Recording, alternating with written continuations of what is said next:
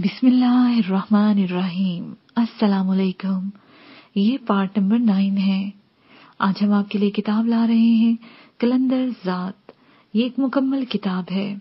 आवाज तालिया मुसन्निफ अमजद जावेद।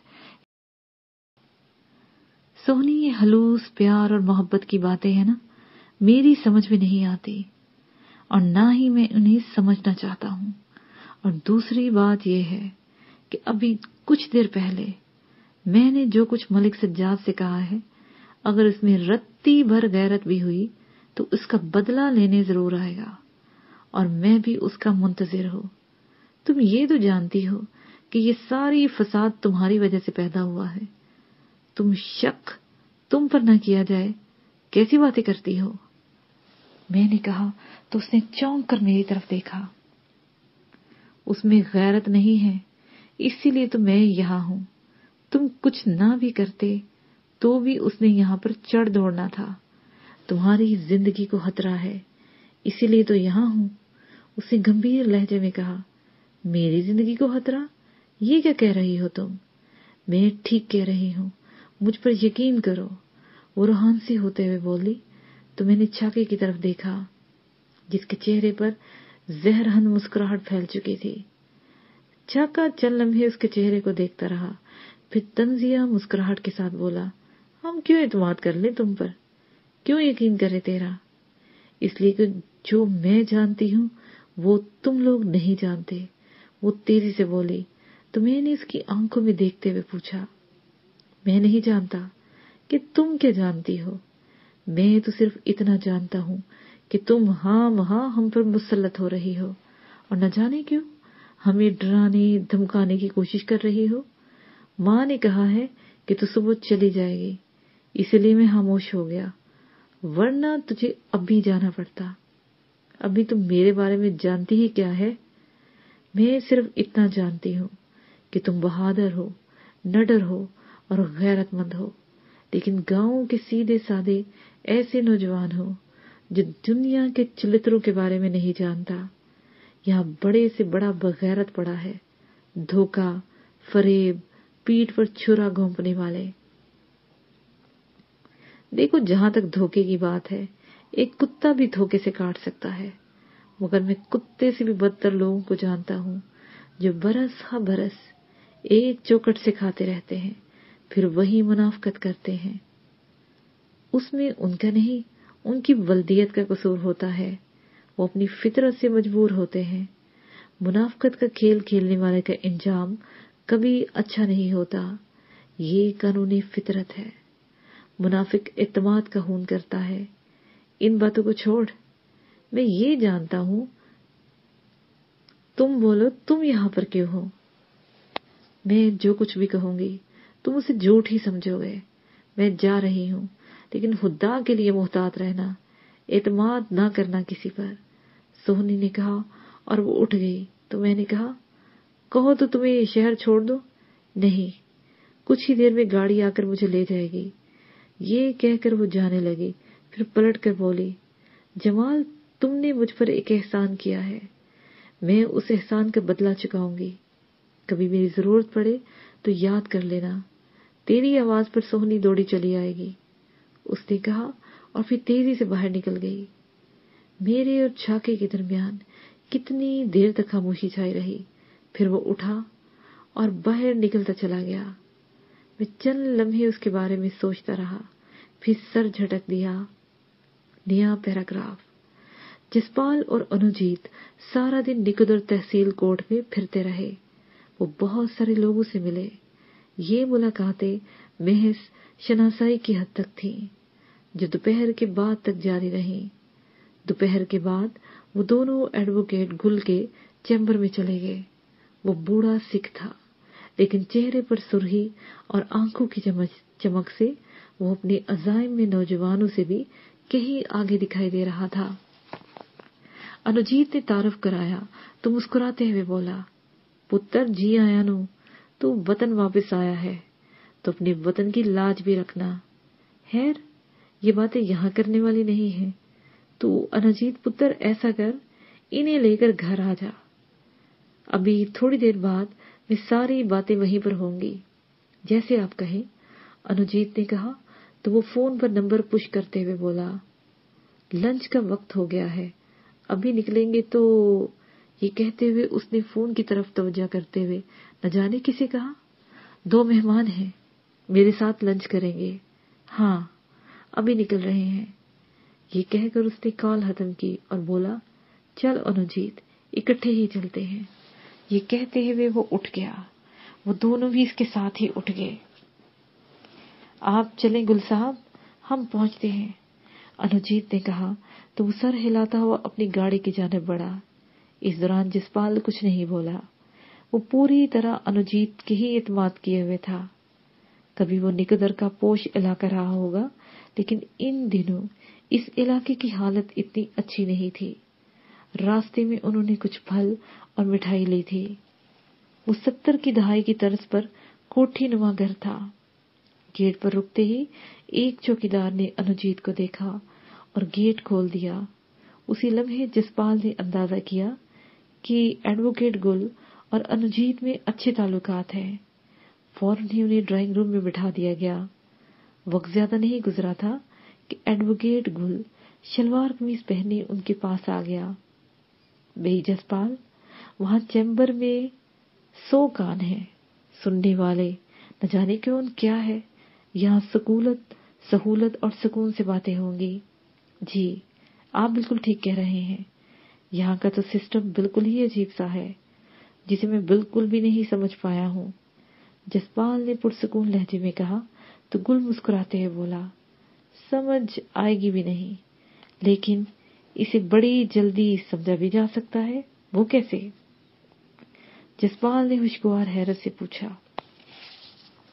सीधी सी बात है, सीधा निजाम सीधी निगाह से ही समझ आ सकता है, और उल्टा निजाम उल्टी निगाह से। बस ये निगाह का फेर है। इस टेढ़े निजाम को तुम सीधी निगाह से देखोगे तो जरा भी नहीं समझ आएगा। यहाँ कानून, रुपया और ज़ाब्ता ताकत है। ये सिर्फ 2 ज़बानें हैं जो समझ आती हैं। गुल ने खुशगवार अंदाज में कहा, तो फिर ये सब कैसे चलता है? जो वसाइल बेचारे आते हैं उन्हें कैसे इंसाफ मिलता होगा? और जसपाल ने कहना चाहा तो गुल ने सख्ती से कहा, इंतहाई तलही से कहा, इंसाफ?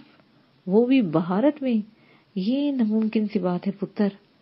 लाखों लोग 1984 से अब तक इंसाफ की उम्मीद लगाए बैठे हैं। इनमें कई ऐसे भी हैं जिन्हें 28 बरसों में किसी ने पूछा तक नहीं कि किसके पुत्र, किसके बाप, किसके शोहर को क्यों जिंदा जला दिया गया। अब तक तो फिर सब कुछ खत्म हो जाना चाहिए। जहां इंसाफ ही नहीं, वहां माशरा किस तरह कायम रह सकता है? वो हैरत से बोला, इससे ज्यादा और क्या खत्म होने वाली बात है कि सब लोग बारूद के ढेर पर बैठे हैं। कौन सी कौम है जो सुकून से सांस ले रही है? भारत में इस वक्त लगभग 70 अलहदगी की तहरीकें काम कर रही हैं। इन तहरीकों ने अपने तरबियती कैंप कायम कर रखे हैं। ये किसी से ढकी छुपी बात नहीं, सारी दुनिया को मालूम है। कोई कौम उस वक्त तक हथियार उठाती है जब उन्हें अपनी बका का खतरा लाहक हो जाए। गुल साहब, आपने तो भारत का बड़ा भयानक नक्शा पेश कर दिया। मैं दरअसल अपने मामले की बात करना चाहता था। अनुजीत ने, जसपाल ने कहना चाहा तो गुल ने तासुफ भरी निगाहों से उसे देखा। अनुजीत ने बहुत पहले मुझसे बात की थी और मैंने इस पर थोड़ा पेपर वर्क भी किया है। सीधी सी बात है पुत्र, अगर तुम कहो कि तुम्हारा मामला इंसाफ और कानून के मुताबिक हल हो जाए तो ये नामुमकिन है। ऐसा कभी नहीं होगा। मैं तुम्हें मायूस नहीं कर रहा, हकीकत बता रहा हूं। मैं क्या, कोई भी वकील बेबस होगा। लेकिन अगर दौलत और उसके साथ ताकत इस्तेमाल करोगे, खसूसन इस तेरे निजाम के तहत टेढ़ा चलोगे, तो सब कुछ ठीक होता चला जाएगा। मुझे क्या करना होगा? जसपाल ने हतमी अंदाज में कहा, तुम्हारे पास सिर्फ इतना सबूत है कि तुम्हारा नाम तुम्हारे गांव ओगी के चौकीदार के रजिस्टर में दर्ज था, जो उसने तहसील में दर्ज करवा दिया। میں مان لیتا ہوں کہ تم سچے ہو، لیکن یہ کیسے ثابت کر پاؤ گے کہ وہ جسپال سنگھ تو ہی ہو؟ آن جہانی کلوندر سنگھ کا بیٹا ہے. تمہارا پہلا امتحان یہی ہے کہ تم اپنا ہونا ثابت کر دو. یہ ثابت کر دو کہ تم کلوندر سنگھ کے پتر ہو. جس دن تم انصاف اور قانون کے تحت یہ ثابت کر لو تو میرے پاس آ جانا. میں نہ صرف تمہارا مقدمہ لڑوں گا بلکہ تمام اخراجات خود برداشت کروں گا. آپ قانون اور انصاف سے اتنے مایوس کیوں ہیں؟ اور پھر میری راہ، میری شناخت اتنی مشکل کیوں ہے گل صاحب؟ جسپال نے کافی حد تک غصے میں کہا. تو گل نے انوجیت کی طرف دیکھتے ہوئے کہا، اسے یوں سمجھ نہیں آئے گی. چند دن بعد یہ خود کہے گا. خیر، آؤ کھانا کھاتے ہیں. میرا خیال ہے لگ گیا ہوگا. گل نے اٹھتے ہوئے کہا تو وہ دونوں بھی اٹھ گئے. لنچ پر وہ تینوں ہی تھے. گل کا پریوار شاید پہلے لنچ کر چکا تھا. گھر میں مکمل خاموشی تھی. وہ بھی ہلکی پھلکی باتوں اور ادھر ادھر کے واقعات بتاتے ہوئے لنچ کرتے رہے یہاں تک کہ دوپہر ہو گئی. وہ دوبارہ اٹھ کر ڈرائنگ روم میں آ گئے. تبھی انہوں نے واپسی کی اجازت چاہی. دیکھو پتر، میری باتوں کا برا مت ماننا اور نہ ہی میں تمہیں مایوس کر رہا ہوں. میں تمہارا سارا معاملہ ہی نہیں مسئلہ بھی سمجھتا ہوں. میری تو یہی خواہش ہے کہ رب تجھے تیری مراد دے.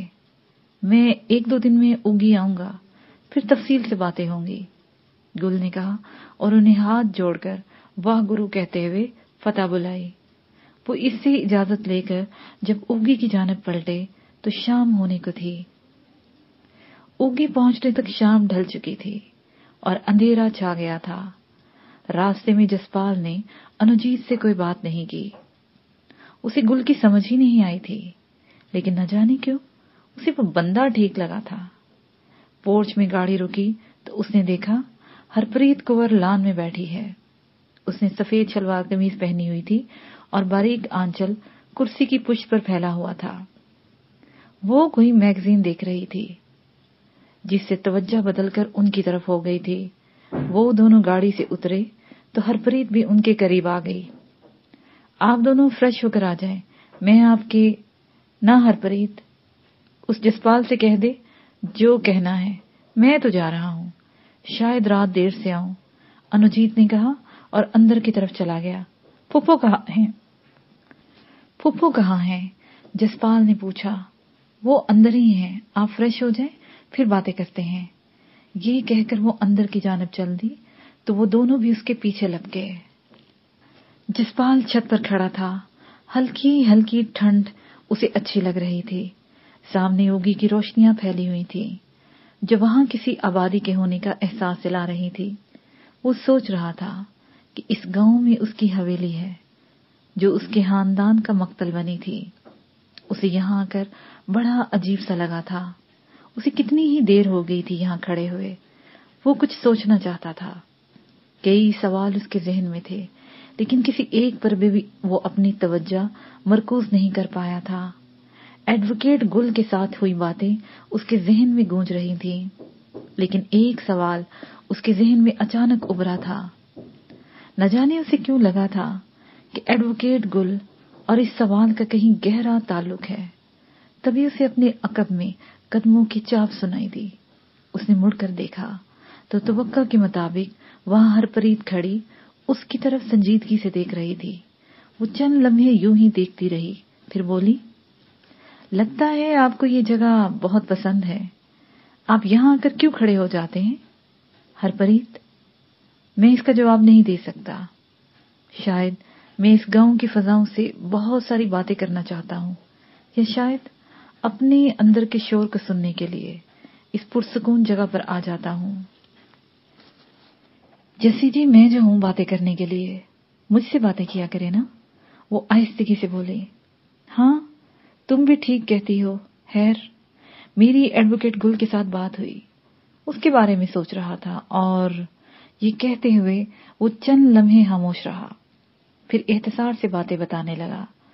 ساری باتیں سن کر ہرپریت ذرا سا مسکرائی اور بولی، وہ ٹھیک کہتا ہے.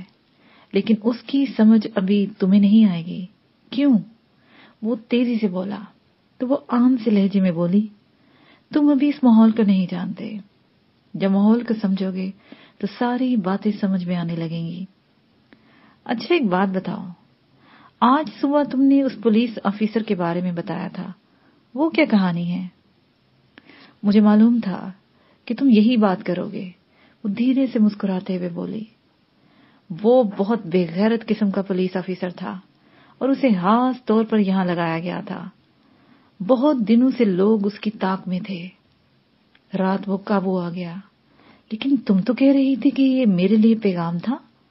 جسی نے تیزی سے پوچھا. بن گیا نا, پیغام بن گیا.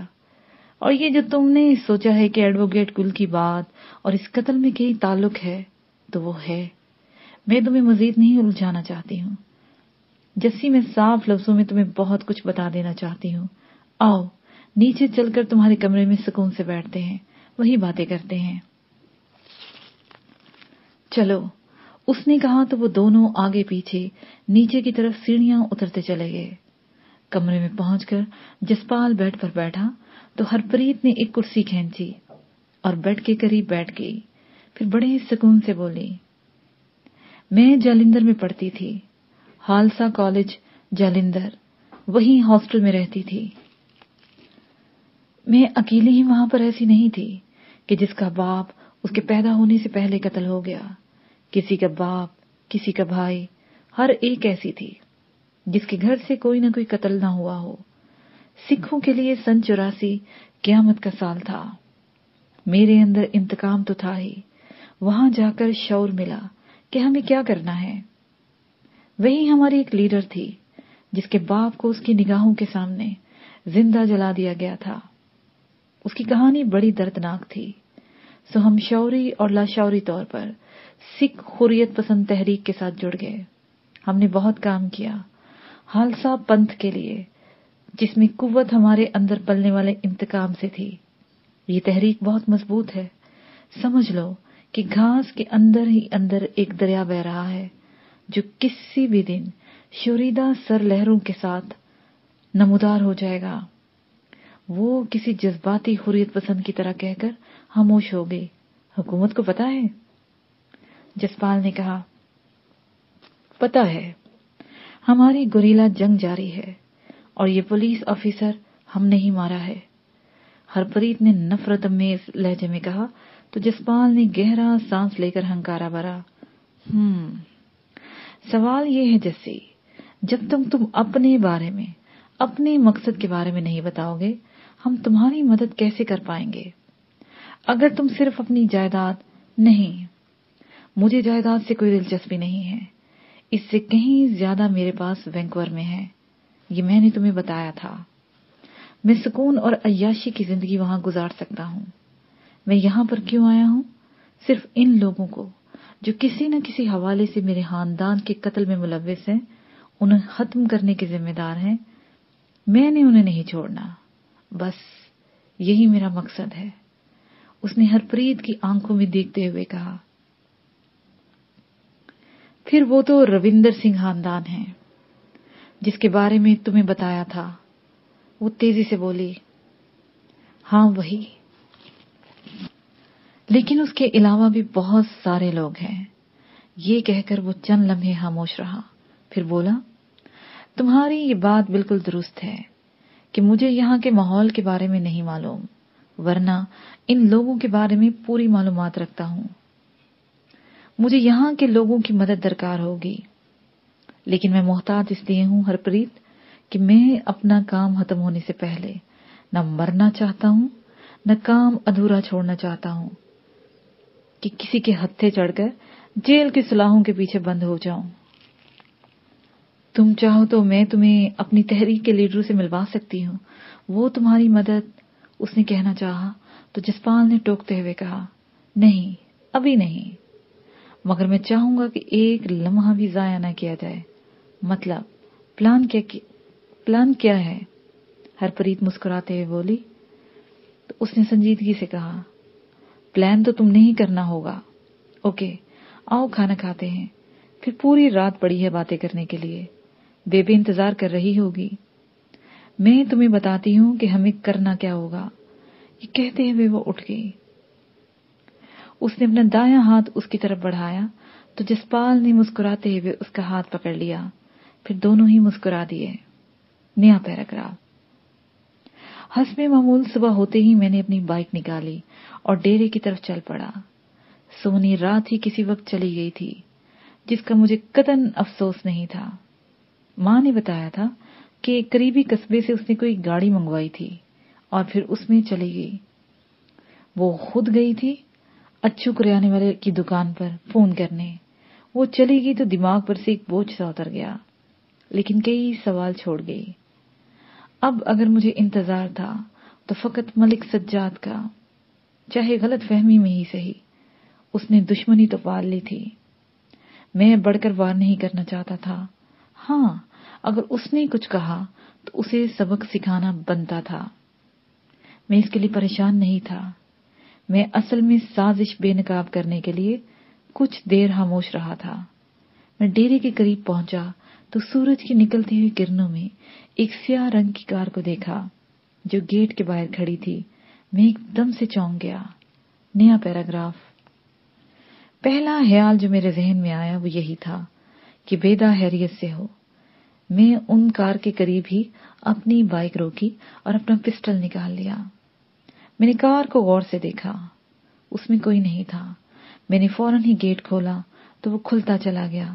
اندر سناٹا تھا لیکن سب کچھ معمول کے مطابق لگ رہا تھا. مویشی بڑے سکون سے تھے. تبھی بھیدا ٹوکری میں چارہ لیے نمودار ہوا تو میری سانس میں سانس آئی. میں نے اشارے سے پوچھا کہ سب خیریت ہے؟ تو اس نے سر ہلاتے ہوئے کہا. اندر کی جانب اشارہ کیا اور بولا، ایک بندہ تمہارا اندر بیٹھا انتظار کر رہا ہے. کون ہے؟ میں نے پوچھا اور اندر کمرے کی طرف بڑھ گیا.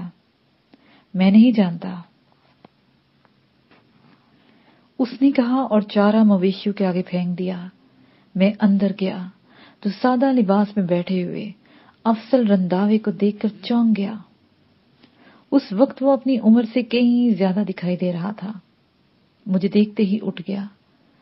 میں نے مسافے کے لیے ہاتھ بڑھایا تو اس نے مجھ سے ہاتھ ملاتے ہوئے کہا، جمال، میں اس وقت تیرے ڈیرے پر ایک دوست کی حیثیت سے آیا ہوں. میری باتیں سن لینا، پھر فیصلہ تو بہرحال تم نے ہی کرنا ہے. آپ بیٹھیں اور جی بھر کے باتیں کریں. اگر آپ دوست بن کر آئے ہیں تو مجھے بھی اپنا دوست ہی پائیں گے. میں نے سامنے پڑی چارپائی کی طرف اشارہ کرتے ہوئے کہا جہاں وہ پہلے بیٹھا ہوا تھا، اور خود دوسری چارپائی پر بیٹھ گیا.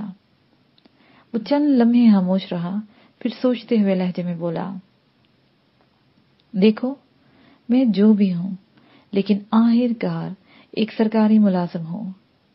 میری حدود ہیں جن میں رہ کر میں اپنا کام کرتا ہوں. اس کے ساتھ ساتھ میں اپنے افسروں کے حکم کا بھی پابند ہوں. میں اعتراف کرتا ہوں کہ میں نے تمہارے ساتھ زیادتی کی، اور یہ زیادتی سراسر غلط فہمی کی بنیاد پر تھی. مجھے حکم دیا گیا تھا اور اس کے ساتھ جو معلومات دی گئی تھی اس میں تمہیں ایک ایسا جرائم پیشہ شخص بتایا گیا تھا جس کا پورا ایک گروہ ہے. خیر، جو کچھ ہوا تمہارے ساتھ وہ اچھا نہیں ہوا. اس پر میں معذرت خواہ ہوں. مجھے نہیں معلوم کہ رنداوا صاحب کہ آپ ایسا کیوں کہہ رہے ہیں، لیکن حیرت اس بات پر ہے کہ آپ اتنا سب کچھ کرنے کے بعد، جبکہ نوکری کرنے، افسروں کا حکم ماننے کی مجبوری کے ساتھ معذرت کرنے کیوں چلے آئے؟ آپ نے تو اپنی نوکری کی، پھر یہ شرمندگی کیوں؟ نہیں، مجھ سے غلطی ہوئی. مجھے بھی اپنی پیشہ ورانہ دیانتداری نبھانا چاہیے تھی. میں یہ نہیں کہتا کہ تم میری بات کا یقین کرو. میں یہ بھی نہیں کہوں گا کہ تم میری معذرت قبول کرو، کیونکہ تم مجھے شک کی نگاہ سے ہی دیکھو گے. ایسا کبھی ہوا ہی نہیں ہے کہ میرے ڈپارٹمنٹ کا بندہ یوں معذرت کرنے آ جائے، یہاں تک کہ اسے کوئی مجبوری نہ ہو. چلیں، میں آپ پر شک نہیں کرتا، معذرت بھی مان لی. اب میں نے اس کے چہرے پر دیکھتے ہوئے کہا تو وہ دھیرے سے مسکراتے ہوئے بولا، جمال، تم کیا سمجھتے ہو؟ کہ دنیا اتنی ہی سادہ ہے جتنی تم سمجھتے ہو، یا پھر جتنے تم سادہ ہو؟ میں سمجھا نہیں۔ میں نے اس کی طرف غور سے دیکھتے ہوئے پوچھا۔ جو دلیر آدمی ہوتا ہے وہ ہمیشہ سچ پر کھڑا ہوتا ہے، چاہے وقتی طور پر اسے ہزیمت اٹھانی پڑے۔ اس دنیا کا اصل مسئلہ منافقت ہے۔ منافق آدمی وہی ہوتا ہے۔ کبھی تم نے کسی جانور میں منافقت نہیں دیکھی ہوگی۔ منافق انسان ہوتے ہیں، حیوانوں سے بھی بدتر ہوتا ہے ایسا انسان۔ بظاہر منافق وقتی فتح حاصل کر لیتا ہے، لیکن دراصل وہ پہلے خود ہارتا ہے، پھر ساری زندگی اپنی آگ میں جلتا رہتا ہے، کیونکہ حسد کی آگ ہی منافقت کی طرف لے کے جاتی ہے۔ خیر، کہنا میں یہ چاہ رہا ہوں کہ وہ معاشرہ پرامن ہوتا ہے جہاں منافقت نہیں ہوتی۔ وہ گمبھیر لہجے میں کہتا چلا گیا۔ میں اب بھی نہیں سمجھا کہ آپ کہنا کیا چاہ رہے ہو؟ اس دفعہ میں نے زچ ہوتے ہوئے پوچھا۔ وہی بتا رہا ہوں، دلیر اور سچا آدمی ہمیشہ منافقوں سے مار کھاتا ہے، اگرچہ منافقوں کی یہ وقتی فتح ہوتی ہے۔ کہنا میں یہ چاہ رہا ہوں کہ اپنے ارد گرد منافقوں سے بچو، کیونکہ ہمیشہ منافق ہی اعتماد حاصل کر کے اپنا وار کرتا ہے۔ اس نے پہلے سے بھی سنجیدہ لہجے میں کہا تو میں نے محسوس کیا کہ جیسے وہ بہت کچھ کہنا چاہتا ہے لیکن کہہ نہیں پا رہا۔ اسی لیے میں نے اپنے لہجے کو نرم بتاتے ہوئے پوچھا، رندھاوا صاحب، دراصل میں یہ سمجھنا چاہ رہا ہوں کہ آپ مجھ سے کہنا کیا چاہتے ہیں۔ آپ صاف لفظوں میں کہیں، یقین رکھیں یہ آپ کے اور میرے درمیان ہی رہے گی۔ تو پھر سنو، یہ پیر زادو کو اور شاہ فیملی کو اچانک ہی تم میں اتنی دلچسپی کیوں پیدا ہو گئی ہے؟ اس نے میری جانب سوالیہ انداز سے دیکھتے ہوئے پوچھا تو میں نے کاندھے اچکاتے ہوئے کہا، میں نہیں جانتا، مگر میں جانتا ہوں۔ اس نے ڈرامائی انداز میں کہا۔ میرے کچھ کہنے سے پہلے ہی وہ بولا، اس پورے علاقے میں تیرے جیسا بہادر، نڈر اور فنکار قسم کا کوئی دوسرا بندہ نہیں ہے۔ دونوں خاندان بظاہر ایک دوسرے کے دشمن اور حریف دکھائی دیتے ہیں، لیکن اندر سے یہ دونوں ایک ہی ہیں۔ ان کی ساری پلاننگ دو باتوں پر ہوتی ہے، ایک تو یہ کہ عوام کو آپس میں لڑاتے رہیں تاکہ ان کی حکمرانی قائم رہے، دوسرا عوام میں سے اٹھنے والے تیرے جیسے بندے یا کوئی بھی طاقتور گروہ کو وہ اپنے مقصد کے لیے استعمال کرتے ہیں، نہ قابو میں آئے تو انہیں ختم کر دیتے ہیں، اور یہ سارا عمل منافقت کا ہے۔ کیا تم اور میں نہیں جانتے کہ ان کے ڈیروں پر کیسے کیسے اشتہاری پڑے ہوتے ہیں اور انہیں کیوں رکھا ہوا ہے، حالانکہ وہ معاشرے کے، عوام کے اور قانون کے مجرم ہیں۔ میرے ہاتھ بندھے ہیں کہ میں ان پر ہاتھ ڈالنے کی طاقت رکھتے ہوئے بھی ہاتھ نہیں ڈال سکتا، کہ سیاسی دباؤ اور گروپ بندیوں نے میرے ہاتھ باندھے ہوئے ہیں، اور تم جیسے لوگ شعور نہیں رکھتے، بس لاشعوری طور پر ان کی انگلیوں پر ناچتے چلے جاتے ہو۔ وہ بے حد جذباتی ہو گیا تھا۔ آپ ٹھیک کہتے ہیں رنداوا جی، لیکن جب قانون کچھ نہیں کر سکتا تو ہم کیا کریں؟ آپ لوگ کس لیے ہیں؟ ہم اگر ہتھیار اٹھاتے ہیں تو ہم مجرم بن جاتے ہیں، ایک اور اشتہاری پیدا ہو جاتا ہے۔ یہی تو میں سمجھانے کی کوشش کر رہا ہوں جمال، کہ اس سسٹم میں سوائے اشتہاری پیدا ہونے کے کیا ہوتا ہے، کیونکہ جہاں انہیں یہ پیدا کرتے ہیں وہیں ان کی حفاظتی دیوار بنا کر خود کو محفوظ کر لیتے ہیں۔ کیا یہ ایک دوسرے کے بارے میں نہیں جانتے کہ یہ کتنے بڑے جرائم پیشہ ہیں، لیکن سیاسی میدان میں نورا کشتی کرتے ہیں؟ خیر، میں تمہیں یہ بات اس لیے سمجھانے آیا ہوں کہ مجھے یہ پتا چلا ہے کہ شاہ دین تجھے اپنے پتر شاہ زیب کا باڈی گارڈ رکھنا چاہتا ہے، اور پیر زیادہ ایسا نہیں چاہتا۔ وہ تم سے لڑے گا نہیں، بلکہ تم پر مزید احسان کرنے کی کوشش کرے گا، لیکن خدا کے لیے تم اپنی طاقت بچا کر رکھنا۔ اس بار اس کے لہجے میں درد تھا۔ میں سمجھ گیا ہوں आप क्या कहना चाह रहे हैं? ऐसा नहीं होगा। मैंने उसे यकीन दिलाया था। उसी लम्हे मेरे जहन में एक ख्याल रेंग गया। मैंने शिद्दत से ये ख्वाहिश की कि काश रंधावा अपने तौर पर ये ख्वाहिश मुझसे कह दे, अगर तुम समझ ही गए हो तो याद रखो, वक्त तुम्हारा होगा। मेरे लायक कोई हिम्मत हो तो बताना। उसने उठते हुए कहा तो मुझे मायूसी होने लगी। तभी मैंने खड़े होते हुए कहा, आप भी अगर कोई जरूरत महसूस करें तो मैं हाजिर हूं। अवाम और कानून का एक साथ हो जाए तो जराइम खत्म किए जा सकते हैं, मगर हमारी डिपार्टमेंट की काली भेड़ें इन जराइम को खत्म नहीं कर सकती। उनकी परवरिश कर रहे हैं, वरना उनकी कमाई कैसे हो? जैसे ही मेरे ही जैसे ऑफिसर ने मुझे टिश्यू पेपर की तरह इस्तेमाल कर लिया, सिर्फ मलिक सज्जाद को खुश करने के लिए, वैसे अगर तुम मेरा साथ दो तो हम बहुत कुछ कर सकते हैं। आप जो हुक्म करें। लेकिन मैं कहते कहते रुक गया। लेकिन क्या? वो तेजी से बोला, बस रंधावा जी, पीठ में छुरा मत घोंपना। बाकी आप मेरी मदद करें, मैं आपकी कर दूंगा। ये ताल्लुक तो इत्मीनान पर आगे बढ़ेगा ना। मैंने अपनी ख्वाहिश का इजहार किया तो उसकी आंखें चमक गईं। उसने अपने अंदरूनी जज्बात को दबाते हुए कहा, तो फिर शुरुआत मैं करता हूं। मलिक सज्जाद ने अपने कुछ बंदे यहां भेजे हैं तुम्हारे लिए, और जानते हो इस वक्त कहां हैं? कहां हैं? मैंने चौंकते हुए पूछा। तेरे गांव के हुक्मरान शादीन के डेरे पर। दोनों एक ही पार्टी के हैं और पहले भी एक दूसरे की मदद करते रहे हैं। मैं आज नहीं तो कल नहीं तो परसों, किसी भी दिन वो अचानक तेरे सामने नमूदार होंगे। और वो मुस्कुराते हुए बोला, मैं वो वक्त आने ही नहीं दूंगा। आप पक्की निशानदेही करो, उन्हें कानून के हाथ में देना और उसकी पैरवी करना मेरा काम है। मैंने अज़म से कहा तो वो खुश होते हुए बोला, ना कानून के हाथ ना पैरवी, मतलब उन्हें दुनिया से ही? मैंने कहा तो वो ये कहते हुए अपना दायां हाथ बढ़ाया। तो फिर ये तय हो गया, मैं उनके साथ क्या करता हूं ये तुम देखना। मैंने इसका हाथ थाम लिया। गर्मजोशी से हाथ मिलाकर हमने एक दूसरे को देखा और उसने अपनी आंखें बंद करके मुझे फिर से यकीन दिलाया, और फिर तेज तेज कदमों से डेरे से बाहर चला गया।